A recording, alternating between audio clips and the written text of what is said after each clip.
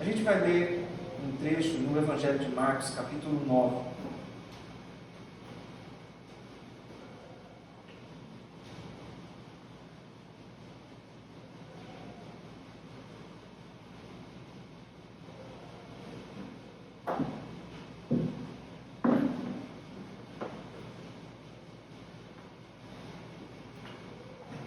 Eu tinha pensado em introduzir nosso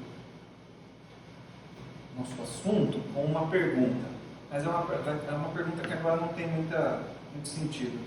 Eu ia perguntar assim: alguém sabe o que é bonde? Ou já andou em um bonde?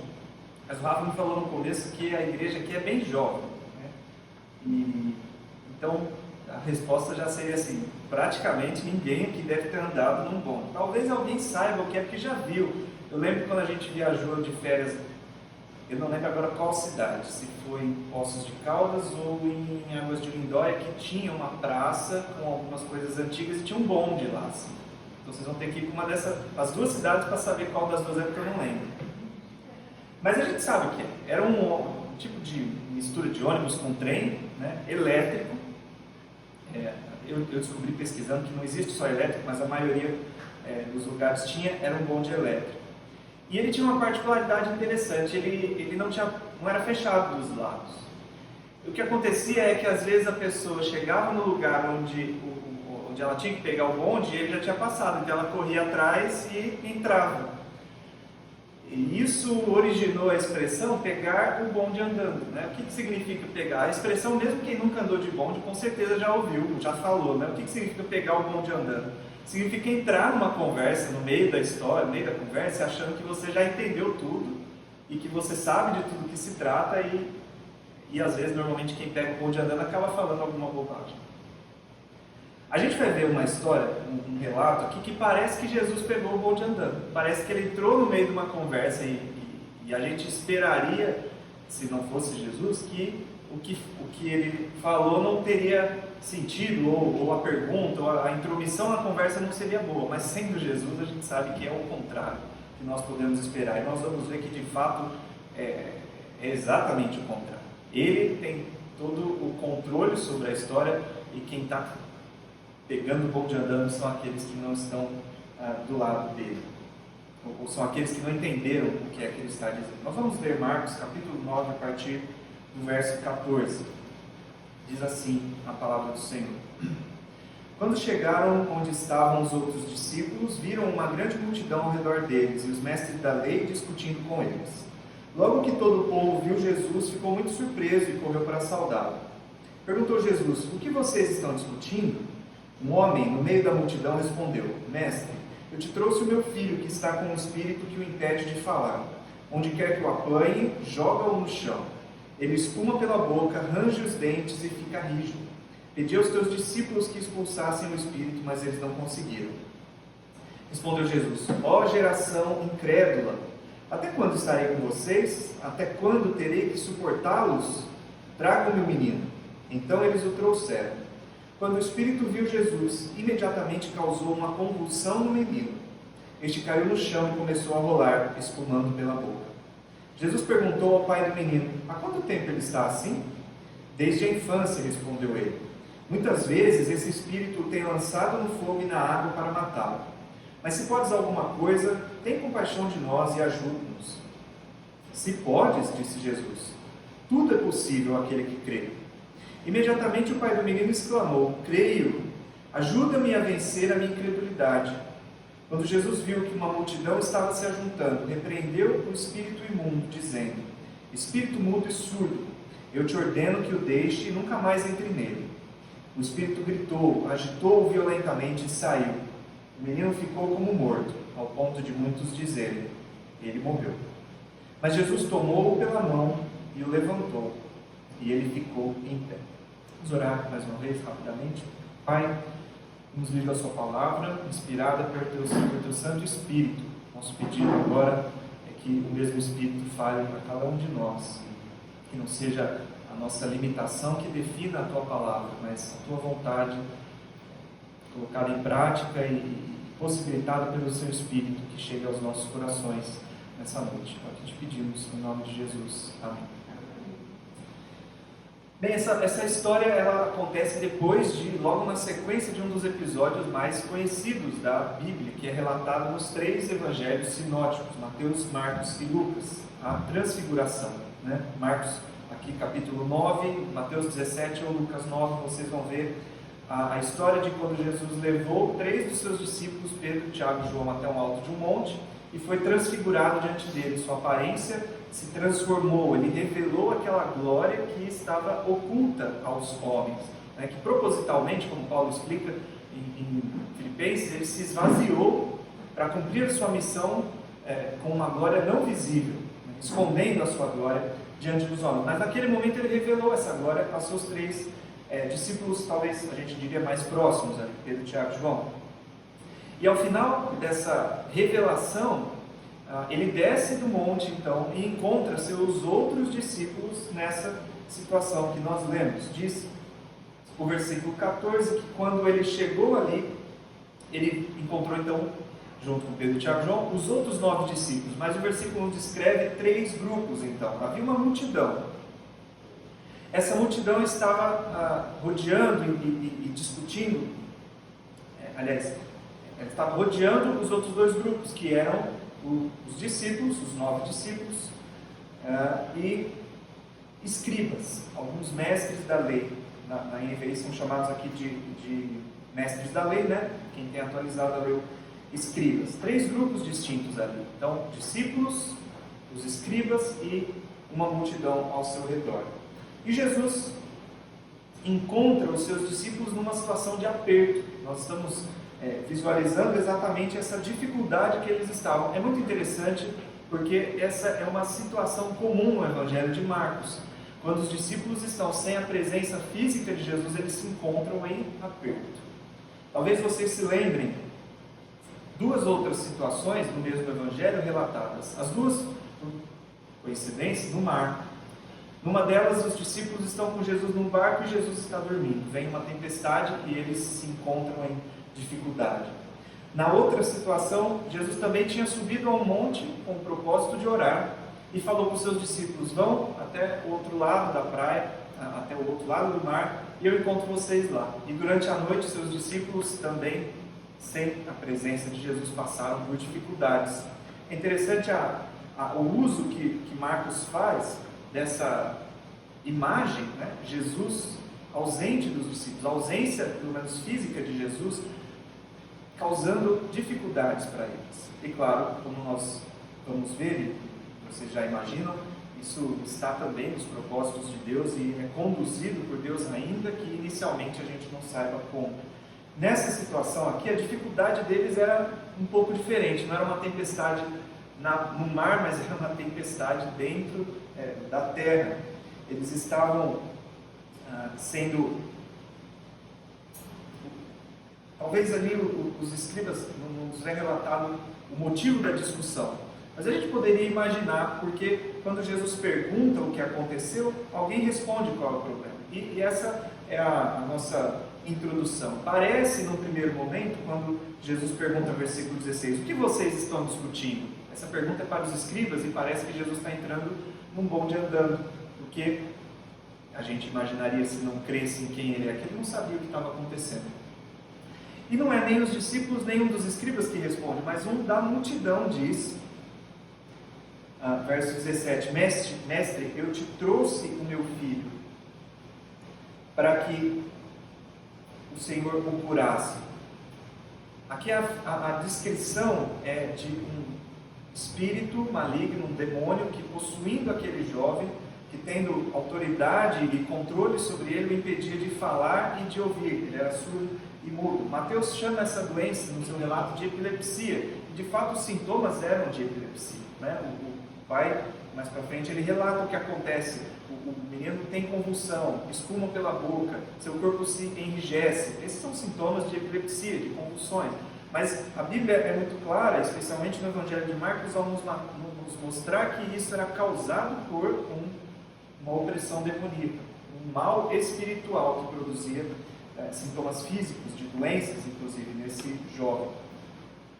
Quando Jesus pergunta, então, esse pai, ele apresenta a situação que estava originando aquela discussão. Ele trouxe o seu filho para Jesus, não encontrou Jesus, encontrou os outros 9 discípulos, tirando Pedro, Tiago e João, e apresentou a eles, e eles não puderam expulsar o demônio. É o que o Pai disse no versículo 17, no versículo 18: pedi aos teus discípulos que expulsassem o espírito, mas eles não conseguiram.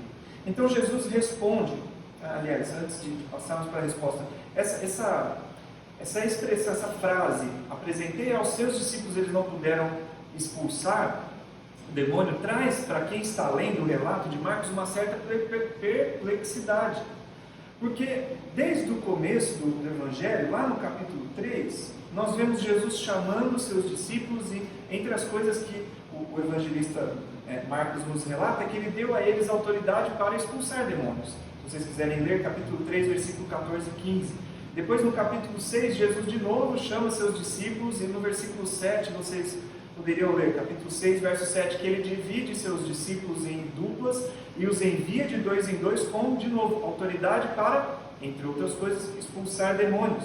E nós vemos, quando o evangelista relata o que eles fizeram nessa missão em dupla, justamente eles fizeram isso. Ensinaram, pregaram o reino de Deus, curaram muitos doentes e expulsaram demônios. Mas a gente chega aqui no capítulo 9 e eles não conseguem expulsar aquele demônio, apesar de já terem feito isso. E traz para nós, especialmente se a gente estiver lendo a narrativa toda numa sequência, uma perplexidade. Por quê? Por que dessa vez eles não conseguiram expulsar? E a resposta de Jesus toca num ponto, que é a história, a lição central, como eu creio, dessa história. Verso 19, Jesus diz: ó geração incrédula, até quando estarei com vocês? Até quando terei que suportá-los? Duas coisas me saltam aos olhos nessa resposta de Jesus. Primeiro, quando ele fala de incredulidade, ele está tratando de um problema, que é a causa daquilo que estava acontecendo ali. Se vocês lerem essa mesma história em outros evangelhos, vocês vão ver que Mateus, se eu não me engano, diz que esse era um problema inclusive dos discípulos. Marcos não traz essa ênfase. A gente vai ler mais versículos no final, na sequência dessa história, que mostram que a ênfase de Marcos é diferente. E eu não quero dizer com isso que os evangelistas discordavam entre eles, ou que um falou a verdade e o outro não. Claro que não. Mas há diferenças nos relatos, porque há diferenças de ênfase, de perspectivas. Cada um quer enfatizar uma coisa. E nos parece que Marcos não quer enfatizar a incredulidade dos discípulos, porque quando Jesus diz, ó geração perversa, em nenhum momento no seu evangelho, essa expressão, essa palavra, geração, se refere aos seus discípulos. Ele fala de algo que pode sim ser manifesto até na vida dos discípulos, mas muito mais daqueles que não conhecem a Jesus, daquela geração que não o reconheceu como quem ele de fato era. Apesar disso, eu quero dizer para vocês, esse pode ser o nosso problema, mesmo conhecendo a Cristo. Há tipos diferentes de incredulidade. Nós temos ali, por exemplo, a multidão. E Marcos nos mostra como essa multidão era interesseira. Era a multidão que seguia, isso ao longo do Evangelho, não apenas nesse relato. A multidão era aquele grupo de pessoas que seguia Cristo quando ele multiplicava pães, quando ele curava pessoas, quando ele expulsava demônios. Estavam sempre rodeando o Senhor e aparentemente crendo nele. Mas no momento em que a crença em Cristo deixou de ser conveniente, eles o abandonaram. E a mesma multidão é aquela que está diante de Pilatos dizendo: crucifica-o. Nós não queremos que esse reine sobre nós. Queremos Barrabás. Barrabás era aquele que tinha sido preso justamente por se opor ao Império Romano, provocando uma tentativa de revolução, inclusive matando um soldado romano. Era esse tipo de pessoa que aquela multidão queria. Enquanto Jesus satisfazia suas necessidades físicas, tudo bem, nós cremos nele. A partir do momento que Jesus mostrou que a sua missão messiânica era um pouco diferente da expectativa, então a multidão não queria mais, não cria mais nesse Salvador. Era uma crença interesseira, como a gente diria, não era crença, era um tipo de incredulidade. Mas havia também os escribas ali, e que ao longo desse evangelho, com uma única exceção, são tratados como a oposição direta a Jesus, aqueles que não criam nele.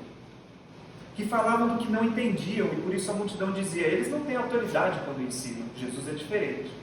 E ouvindo isso, eles se tornaram opositores diretos de Cristo, porque não criam nele, o rejeitaram aquilo que ele ensinava, rejeitavam até mesmo aquilo que ele fazia, chegando ao ponto de, no capítulo 3, dizer que quando ele expulsava demônios, ele expulsava pelo poder do maior dos demônios.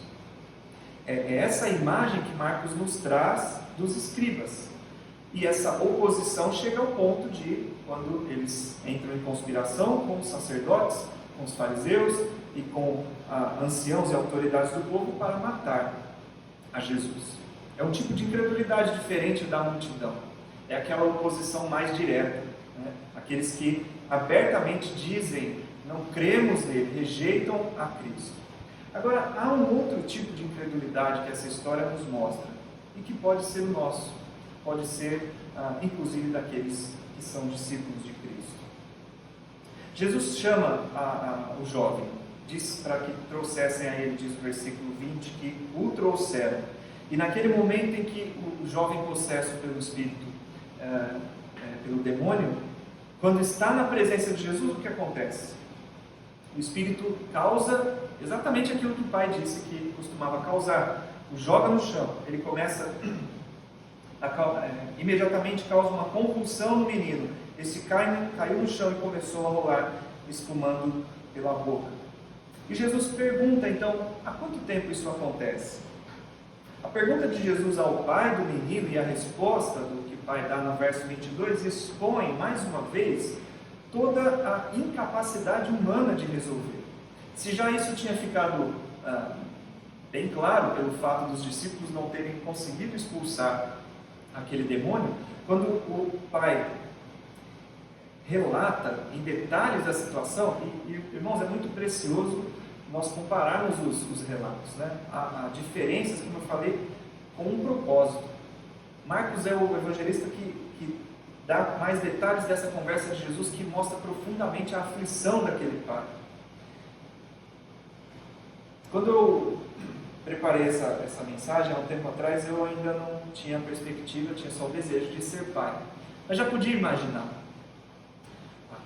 a pais presentes aqui, e agora com a perspectiva de em breve nós termos um filho ou uma filha nos nossos braços, eu consigo talvez entender um pouco melhor, mas com certeza aqueles que são pais podem ainda melhor entender a aflição e o desespero desse pai, quando ele diz que isso acontece desde a infância. E não era unicamente um problema aleatório, assim, né? Se é que a gente pode dizer unicamente, né? Mas ele mostra que ele enxergava naquela situação uma intenção maligna de matar o seu filho. Diz o versículo 22, muitas vezes esse espírito o tem lançado no fogo e na água para matá-lo. Aquela convulsão não acontecia aleatoriamente. Essa é mais uma prova, mais um indício de que havia um mal espiritual por trás daquilo. Mas o espírito tinha o desejo de matar aquele jovem. Então, quando a convulsão poderia trazer um risco maior do que normalmente já traz, quando ele passava perto do fogo ou perto da água, era naquele momento que o espírito causava a convulsão, tentando matá-lo. Vocês podem imaginar a aflição do pai ao enxergar essa situação e não poder fazer nada. E quando ele chega diante dos discípulos, eles também não conseguem expulsar aquele demônio. Nós não temos detalhes dessa tentativa dos discípulos, provavelmente porque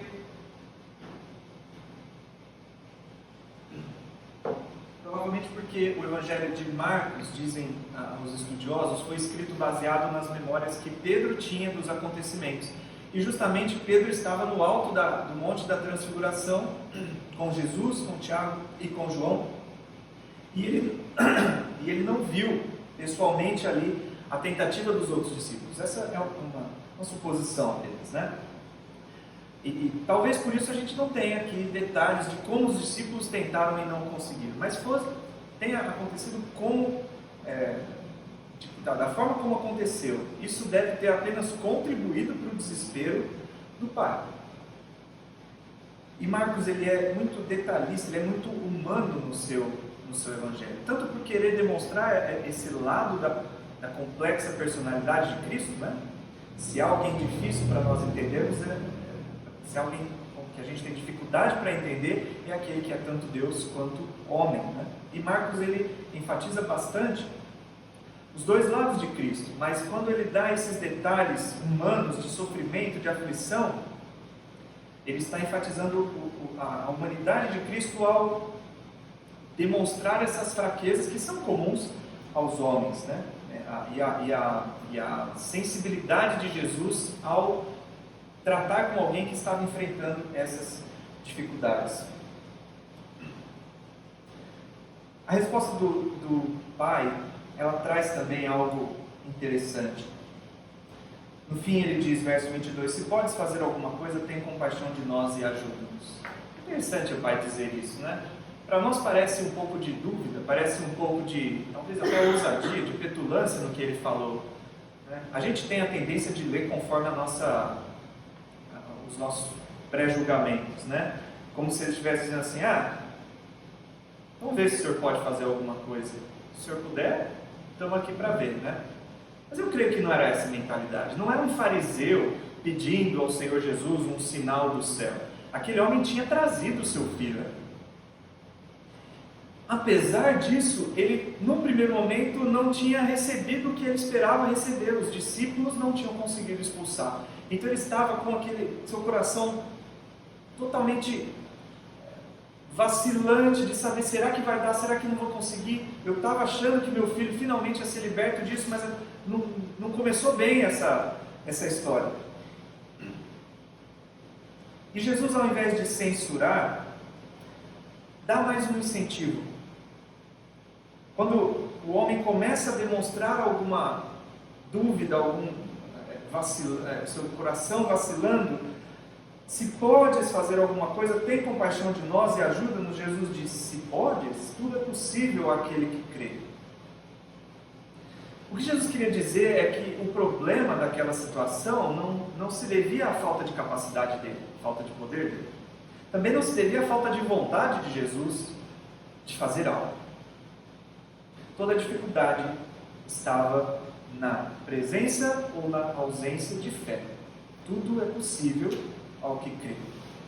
E a resposta de Jesus, ela tanto tocou no ponto certo, quanto ao mesmo tempo levou o homem a abrir ainda mais o seu coração. E Jesus tem a sensibilidade na medida certa, né? Como a gente tem dificuldade nisso, ao tratar alguma situação, às vezes a gente fica para cá demais e não toca no ponto que deveria, ou a gente passa demais do ponto e ao invés de ajudar, só afunda mais a pessoa, né? Mas Jesus não.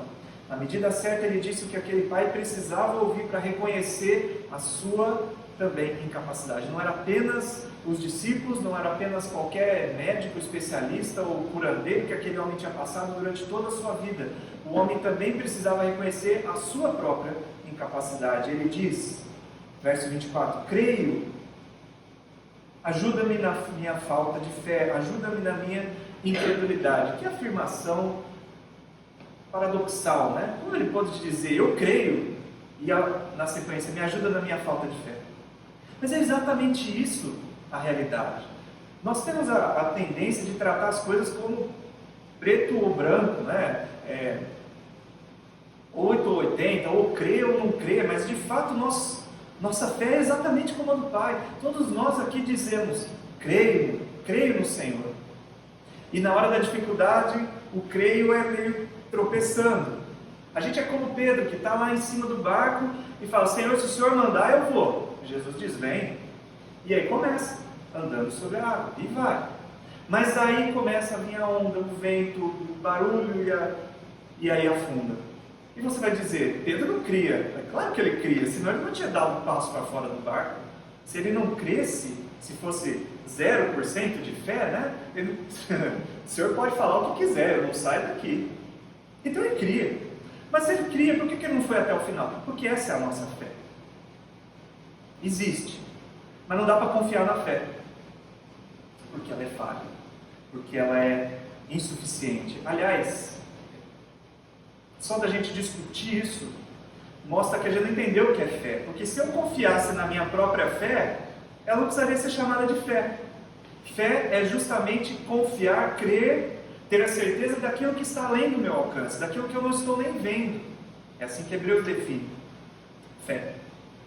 A fé é a resposta natural daquele que, em primeiro lugar, reconhece: eu não posso nada, mas há alguém que pode tudo, e é nele em quem eu confio. Então faz parte da fé admitir a própria fraqueza, senão não é fé.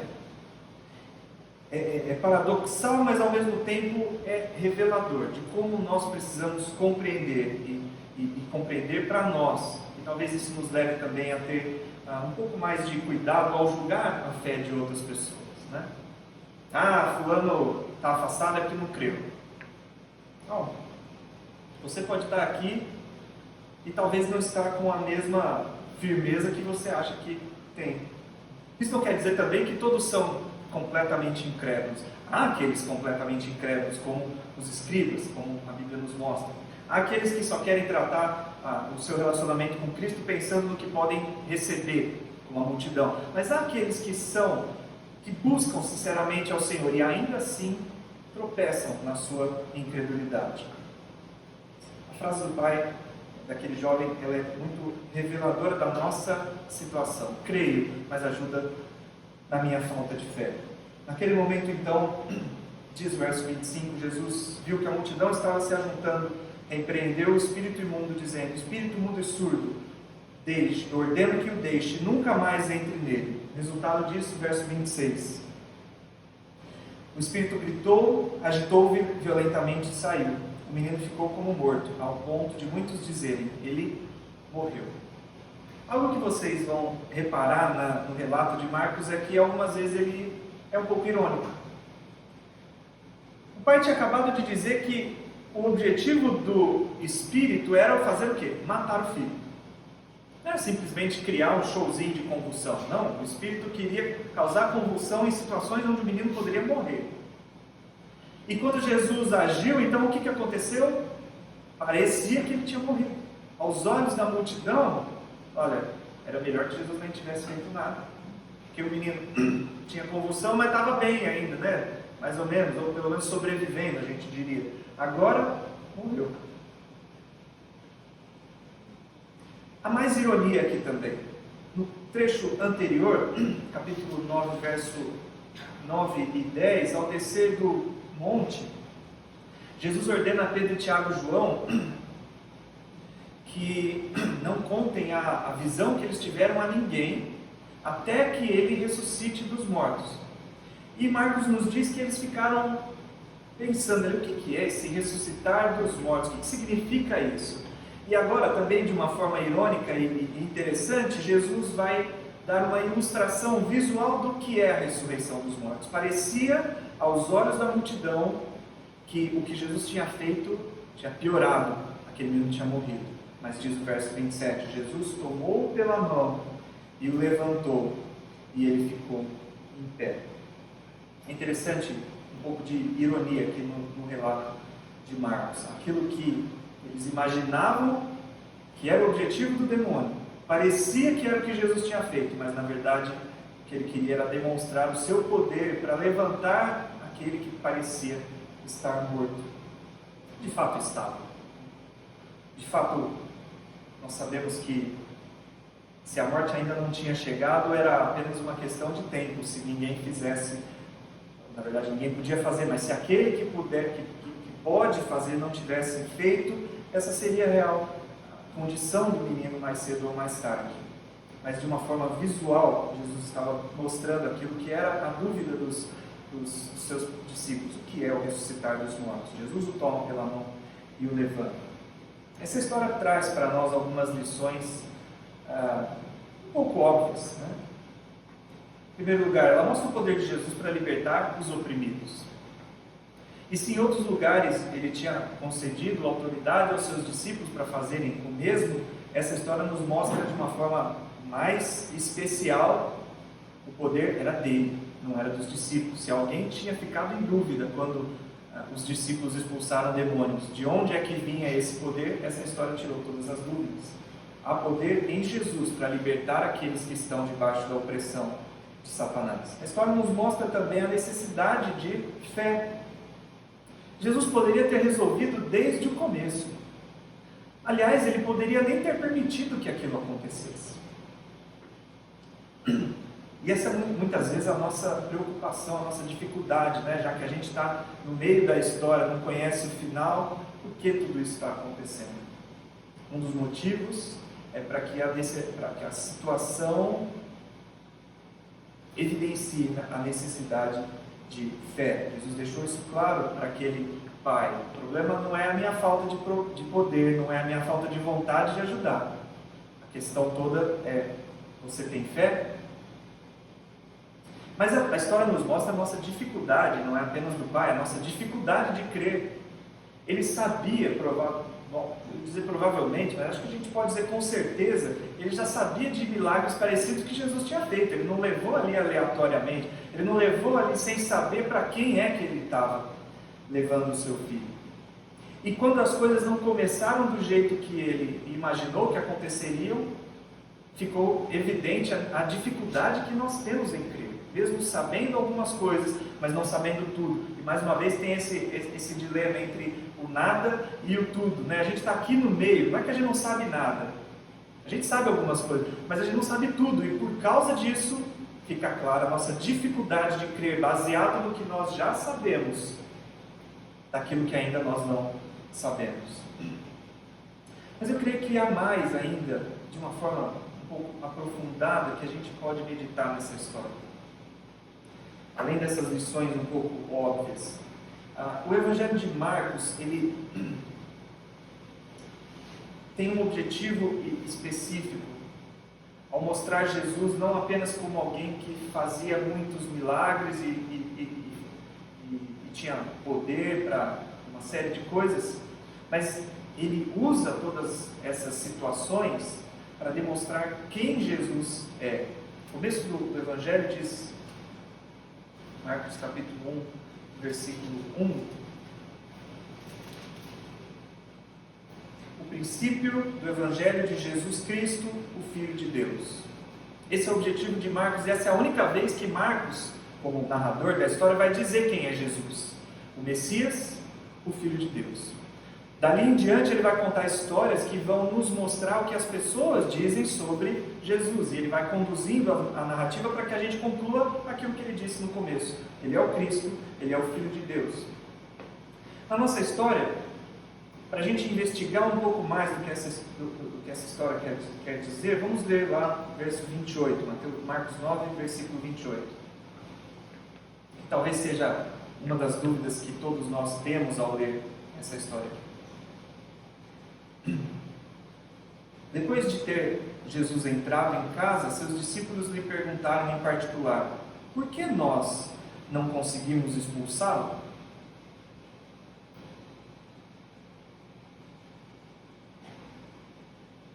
E mais uma vez essa perplexidade dos discípulos é a mesma de quem está lendo o Evangelho, porque, vou repetir, eles já tinham expulsado demônios. Eles tinham recebido autoridade, Jesus tinha repetido essa autoridade que ele estava dando aos discípulos. Eles tinham colocado essa autoridade em prática, expulsado demônios e naquele momento não puderam.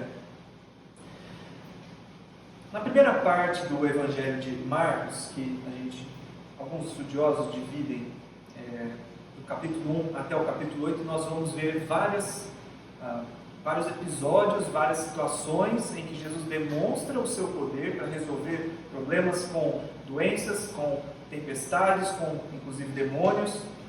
E o objetivo do evangelista é sempre fazer a gente refletir para o comentário das pessoas que presenciaram essa situação,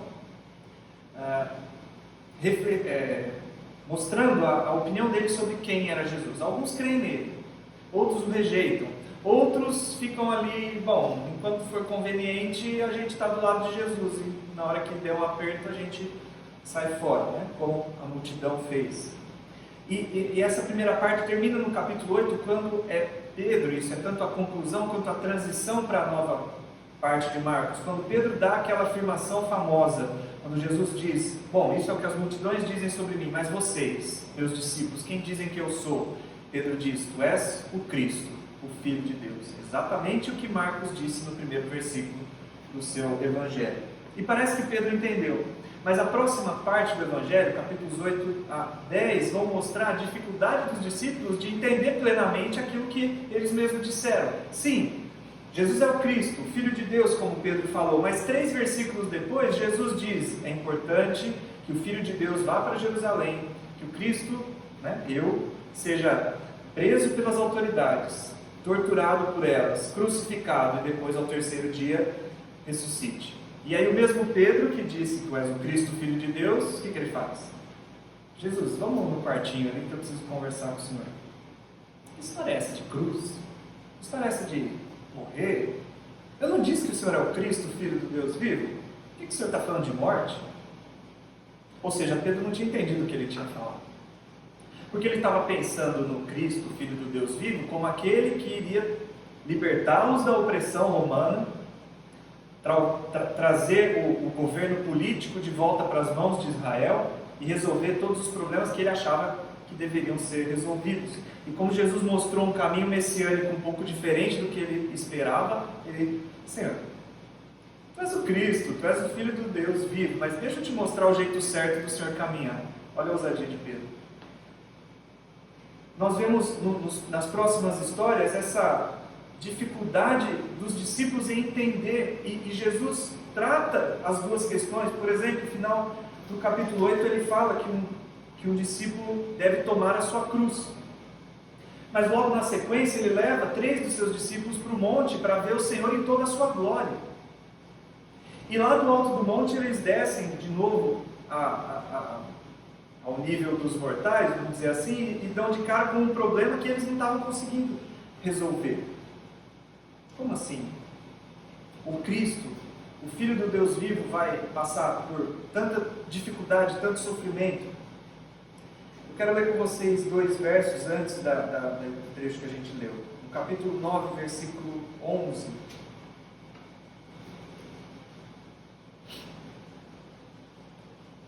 Os discípulos lhe perguntam: por que os mestres da lei, olha os escribas aí que são mencionados logo na sequência, por que os mestres da lei dizem que é necessário que Elias venha primeiro? Vamos lembrar que eles tinham acabado de ver Elias no alto do monte. Quem já leu essa história, quem conhece a história da transfiguração, sabe que quando Jesus brilhou em toda a sua glória, apareceram também Moisés e Elias ali ao seu lado. Eles tinham acabado de ver Elias e Moisés, mas os dois desapareceram, sumiram, só restou Jesus. E agora, descendo do monte, eles perguntam: por que os escribas dizem que é necessário que Elias venha primeiro? A pergunta deles era a mesma de Pedro, quando Pedro quis contestar o Senhor por ter falado da sua morte. Só que dessa vez eles contestaram de uma forma mais disfarçada, porque havia profecias. Se vocês olharem no último capítulo do Antigo Testamento, Malaquias 4, vocês vão ver uma profecia de que Elias viria antes do dia do Senhor, para converter o coração dos pais aos filhos. E a outra expressão que eu esqueci, não deu o versículo, vamos falar errado, né? Malaquias 4, versículo 5. Vejam, eu enviarei a vocês o profeta Elias antes do grande e temível dia do Senhor. Ele fará com que os corações dos pais se voltem para seus filhos e os corações dos filhos para seus pais. Do contrário, eu virei e castigarei a terra com maldição. Então havia mesmo uma profecia de que Elias viria antes do final dos tempos, né? Que o Antigo Testamento chama profeticamente do dia do Senhor. E os escribas então diziam que, como os discípulos falavam, que Elias viria para restaurar todas as coisas. A resposta de Jesus, verso 12, lá do Marcos 9: de fato Elias vem primeiro e restaura todas as coisas. Então por que está escrito que é necessário que o Filho do Homem sofra muito e seja rejeitado com desprezo? Eu quero sugerir aqui de novo um pouco de ironia na primeira parte da resposta de Jesus. O que Jesus diz de fato, Elias vem, tá bom, Elias vem e restaura todas as coisas. É isso que os escribas dizem, é isso que vocês estão me perguntando, né? Mas vocês estão esquecendo de que também há profecias de que o Messias precisa sofrer. Por exemplo, Isaías 53. Naquele livro, o Messias é chamado de o servo do Senhor, o servo de Yahvé. E ele é tratado como um homem de dores, que sabe o que é padecer, um de quem os homens escondem o rosto, um que carregou sobre si o sofrimento de todos nós. E há muitas outras passagens que mostram que o mesmo Messias, tratado como rei, é também chamado de servo sofredor. E eles gostavam da parte da profecia do rei, porque isso significava libertação, isso significava se livrar da opressão. Mas o Messias como servo sofredor não era o tipo de Messias que eles queriam. E Jesus diz: se Elias de fato restaurasse todas as coisas, por que Messias teria que sofrer? Na verdade, mais do que isso, verso 13, Elias já veio e fizeram com ele tudo o que quiseram. Elias veio e nem ele sobreviveu, ele foi morto. Mateus nos explica melhor que Jesus está se referindo a João Batista. Lá nessa conversa relatada no Evangelho de Mateus, os discípulos entendem que é de João Batista que Jesus está falando. Aquele que veio como precursor do Messias, aquele de quem as profecias falavam que viria fazendo as mesmas obras, com um discurso parecido, até com roupas parecidas de Elias, mas assim como Elias, ele teria perseguição. E no caso de João Batista, não veio uma carruagem e o levou para o céu. Não, ele foi preso e foi decapitado. E Jesus está dizendo, o Elias veio, mas ele nem restaurou todas as coisas, tanto é que ele mesmo morreu. E além disso, as profecias dizem que o Messias também precisa morrer. Então, discípulos, a vinda de Elias não restaurou todas as coisas. Vocês estão duvidando do que eu estou dizendo. O Messias precisa morrer. Isso vai acontecer. E é por isso que, voltando para o final da nossa história, quando os discípulos perguntaram para Jesus por que nós não pudemos expulsar o espírito, ele diz, verso 29, essa espécie só sai pela oração e pelo jejum. Os discípulos precisavam entender que não era Jesus que tinha pegado um bonde andando, eles é que estavam entrando num bonde. A obra da implantação do reino já tinha começado, mas não tinha terminado. Não era nem 0, nem 100%, estava no meio do caminho, havia ainda coisas a serem feitas, e coisas que só Jesus podia fazer. Elias não podia redimir a criação, não podia redimir o povo de Deus, não podia redimir Israel. Assim como todos os outros símbolos do Antigo Testamento, que muitos deles ainda existiam ali, o templo, a lei, as cerimônias, tudo aquilo apontava para um futuro, mas aquilo não podia redimir. Havia uma obra que tinha começado, mas ela estava em andamento, como um bonde andando. Isso diz respeito aos nossos dias. Nós estamos como os discípulos, os 9 discípulos no começo da história, estamos sem Jesus fisicamente aqui nesse mundo. E isso significa para nós dificuldades. Isso significa para nós que as coisas não estão ainda do jeito que a gente gostaria que elas estivessem. Isso não significa que nada aconteceu e que é perda de tempo nos reunirmos, lermos a palavra. Não, ele já começou. Ele fez uma boa parte da obra e especialmente aquilo que cabia só a ele, que mais ninguém poderia fazer, nem Elias, nem qualquer outra pessoa. Ele já morreu, ele já ressuscitou. Mas ainda nós estamos num bonde que não chegou no seu destino. Já andou bastante, já caminhou muito, mas ainda não está 100%. Alguns estudiosos chamam essa tensão entre a escatologia realizada ou a escatologia a se realizar, né? Eles usam um termo mais simples do que isso. Eles falam que o reino está já e ainda não. Ele já começou, mas ainda não está plenamente manifesto. E por causa disso vão haver problemas, até mesmo entre nós, até mesmo na nossa vida. Vai haver dor, vai haver sofrimento. Há coisas que podem ser resolvidas já, mas há algumas que não, algumas que nós não vamos conseguir resolver agora. Há muito que podemos fazer, especialmente como ministros de Cristo, como aqueles que têm a mensagem do Evangelho de Deus, de que o reino já está entre nós. Muito que podemos fazer, mas a gente erra quando a gente está nos extremos. Há aqueles que acham que não tem solução, nada pode ser feito, então vamos comer e beber. Se não me engano, Paulo diz isso, né? Vamos comer e beber, porque amanhã a gente não sabe, então vamos aproveitar a vida enquanto a gente tem. Não, esse é a perspectiva daquele que não percebe que Deus já está agindo nesse mundo. Mas a gente pode ter um outro extremo, de achar que tudo já foi resolvido e com a nosso envolvimento, todos os problemas serão solucionados. Política é uma área, por exemplo, em que a gente pode cair nos extremos, de pensar que não há nada para se fazer ou de que tudo pode ser resolvido pela política. Ou na nossa vida particular, a gente é extremista, né? Ou a gente desanima e larga tudo para lá, não quer mais saber, não quer mais me reunir, ou então a gente vem com aquele ímpeto achando que tudo vai ser resolvido. Eu não quero desanimar ninguém de vir com o ímpeto de buscar com esse desejo, mas a palavra nos mostra, especialmente nessa história, que há problemas que só Jesus vai resolver quando Ele fisicamente estiver aqui. E ao contrário de nos desanimar, isso deve nos preparar para esses problemas, para que a gente justamente não se desanime quando estivermos diante de situações que não vão ter solução por agora. Dor e tristeza vai existir nesse mundo, porque esse mundo precisa passar por isso. Mas nós já vimos que a história começou, e ela começou de uma forma que garante o final. Quando Jesus levantou aquele menino, mostrando o que os discípulos não sabiam, que era a ressurreição dos mortos, através de uma ilustração visual, ele evidenciou o que depois na sua própria vida aconteceu. Passados alguns capítulos, nós lemos que ele morreu, foi sepultado, mas em 3 dias ressuscitou, como havia prometido. E a sua ressurreição garante para aqueles que creem nele, que o final da história está garantido. O destino do bonde está garantido.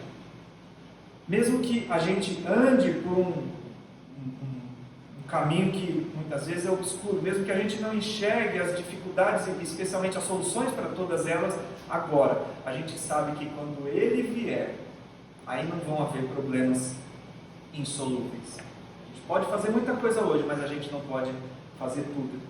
Precisamos lembrar disso, para não termos as expectativas frustradas a um ponto que faça a nossa fé vacilar. É por isso que Jesus disse: vocês precisam de oração, porque a oração é um constante lembrete, como aquele pai: eu creio, mas eu preciso de ajuda na minha falta de fé, minha fé não é suficiente, eu preciso estar sempre exercitando isso, eu preciso que o Senhor me ajude naquilo que eu não posso resolver. Nós somos pressionados o tempo todo pelo mundo, como os discípulos foram, sejam por aqueles que não querem saber nada de religião, ou seja por aqueles que julgam que sabem alguma coisa, mas de fato não sabem nada. Somos pressionados: por que vocês não resolvem esse problema? Você não tem a mensagem do reino de Deus? Por que sua vida não é perfeita? Por que você tem doença? Por que você tem problemas no seu serviço? Por que acontecem problemas na igreja? A igreja não tinha que ter problema, né? Se são os ministros do reino de Deus, problema? Por quê? Cadê o rei? A ausência física do rei traz até mesmo esse questionamento daqueles que estão ao nosso redor. Mas muitas vezes o dilema está no nosso próprio coração. Será que vale a pena tudo isso? Se ainda há problemas que nós não conseguimos solucionar, se ainda há morte, se ainda há pandemia, se ainda há desemprego, se ainda há dificuldade nos relacionamentos? Não. Muita coisa já pode ser feita, muita coisa pode ser resolvida pela mensagem, pela vida de Cristo, por aquilo que Ele fez. E quando nós nos colocamos nas mãos de Deus, muita coisa pode ser mudada, muita coisa pode ser melhorada, mas não tudo. A gente precisa lembrar disso, porque senão a gente não oraria, senão a gente ia pensar que tudo se resolve com ação e nada com a oração. Se passa dúvida no seu coração de que Deus pode fazer alguma coisa, diga isso ao Senhor, como aquele jovem, como o pai do jovem disse, né? Senhor, se tu podes alguma coisa, tem misericórdia de nós. E quando a gente disser isso, o Senhor, Ele vai saber enxergar. Há muito questionamento na Bíblia. Se vocês lerem Salmos, em que o o salmista questiona o Senhor. Se vocês lerem o livro de Abacuque, vocês vão ver, acho que vocês estudaram Abacuque aqui, né? Foi o William que trouxe os estudos, né? Como o profeta questionou o Senhor. Em outras palavras, ele estava dizendo: o senhor pode fazer alguma coisa? Faça. Eu creio, mas eu duvido ao mesmo tempo. Eu não sei, eu olho e não enxergo a solução. Mas a resposta é exatamente essa. Nós não vamos mesmo enxergar a solução para tudo. Nós não vamos encontrar solução para tudo. Mas quando nós oramos, nós lembramos que a obra já começou e por isso agradecemos ao Senhor. E lembramos que a obra ainda está caminhando e pedimos a Ele que continue conduzindo. A oração que Ele nos ensinou diz exatamente isso, não diz? Pai nosso que estás no céu, santificado seja o teu nome. Venha o teu reino. Isso fala o futuro. Mas no fim da oração Ele diz: pois teu é o reino, o poder e a glória para sempre. Isso fala do presente.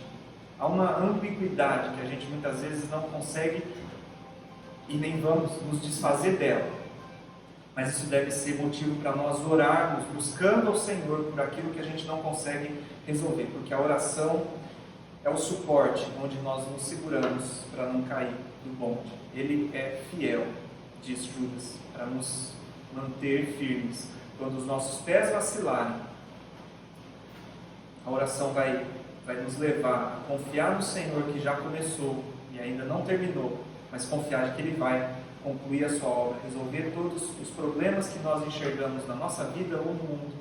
Há muito para ser feito, mas que a gente nunca se esqueça de que o poder para resolver tudo não está nas nossas mãos. Ainda que Ele tenha nos dado autoridade para resolver algumas coisas, nós precisamos dEle, fisicamente nesse mundo, para solucionar todas as coisas. Que isso nos leve, então, a buscar solução onde houver, mas a não nos desesperarmos quando essa solução parecer impossível, porque essa é uma verdade provisória. Um dia Ele vai resolver todas as coisas. Nós aguardamos esse dia, enquanto isso confiamos no nosso Senhor. Que Ele abençoe a sua palavra e traga então firmeza ao nosso coração, onde nós não conseguirmos por esse mundo ver a solução para os nossos problemas, mas nele sempre há, podemos confiar, Ele é fiel. Deus abençoe a sua palavra.